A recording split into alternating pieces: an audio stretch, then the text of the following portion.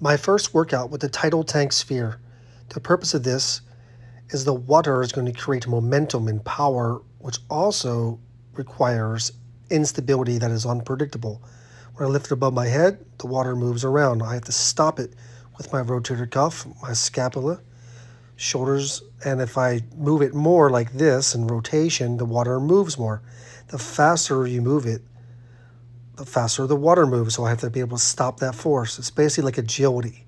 Do both sides, even though I throw and swing right-handed, to create balance. So when I swing here, I try to keep my hands in tight. You see it knock me off balance, and then my body kind of figures it out. And I do both sides just to have even muscles. Now here I just do right and left continuously, which creates more momentum. Makes it even tougher, actually. I actually feel my abs more when I do both sides. Now create more acceleration by stepping into it. Studies show this actually increases your throwing and hitting power by exaggerating the acceleration. So I throw my entire body momentum and I have to stop that force. This is more of a throwing action. I'm doing it in place. You can feel a lot in my legs here. Now to create more acceleration, just like swinging, then I step into it. Knocked me off balance the first time. Then I kind of learn from it, and then I find my balance, and boom. I do a little crow hop into it. I do right and left, again, to balance out all the muscles.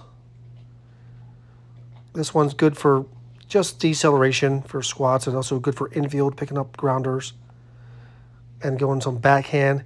It's getting different muscles. Every sport requires rotation, especially in baseball here when you're throwing, running. Now I go continuous. This is the one I actually felt the most in the core. Just making an X. I really felt it in my abdominals and my obliques. Now I tried it on the floor. The problem is my knees were going left and right all over the place because I had nothing to stabilize. The adductors and the obliques work contralaterally to the body. And so do the glutes and the lats. That's how we walk, run, throw.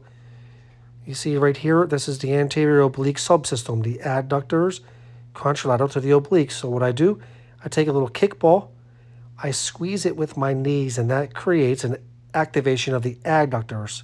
So then it works contralateral with my obliques, and I'm able to have less swinging back and forth.